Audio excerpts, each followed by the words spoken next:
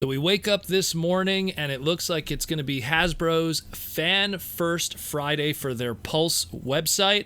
And we got a whole bunch of reveals to talk about today. So expect a lot of segments from Transformer Slag podcast all of Friday today. So we're going to jump into the first one right away.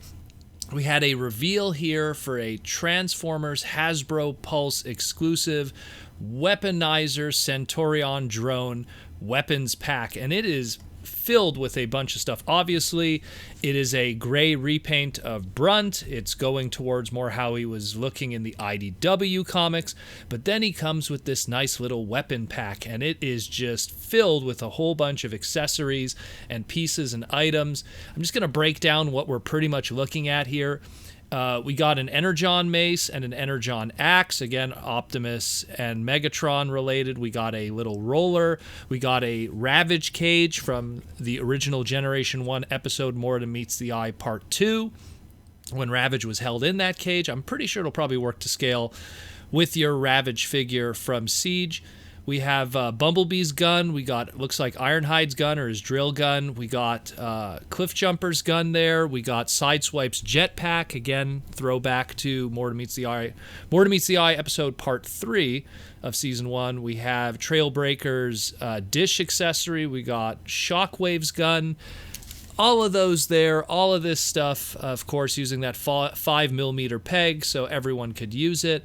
And a nice little extra that was not expected was there's also going to be a little Optimus Prime figure, unarticulated, that's going to go to scale with your HasLab Unicron, even though it's odd enough because Optimus never had to encounter Unicron at any point. So, at least in the Generation 1 cartoon USA.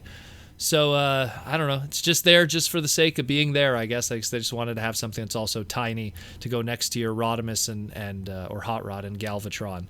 So, yeah, that's an interesting reveal they have. Oh, and also, I totally forgot. I was glazing through it all of it. There also is a miniature, also small-to-scale Soundwave in cassette mode. I guess if you want to have him, like, hiding on someone to infiltrate your Autobot base or whatever. So it's a nice little, group of accessories. Again, a whole bunch of Energon cubes. There's so much stuff going on here. Optimus's gun. It's interesting. It's interesting that they're doing accessory packs. I like that idea. It's something that many years ago, Hasbro was playing with an idea of doing something like that for the Alternators line. It was a long time ago.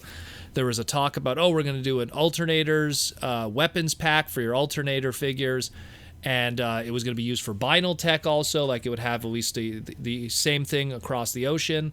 It ended up never happening, and then a third-party company, and this was like third-party back in, I want to say, like 2001 or something, or 2002, they made their own weapons pack in inspiration of what was going to be those weapons packs for Alternators, and the rumor was that some of those accessories and stuff ended up kind of transforming and becoming what was used in Kissplay, like the traffic cones turning into a gun, or the tri-blaster that turned into the fishing rod.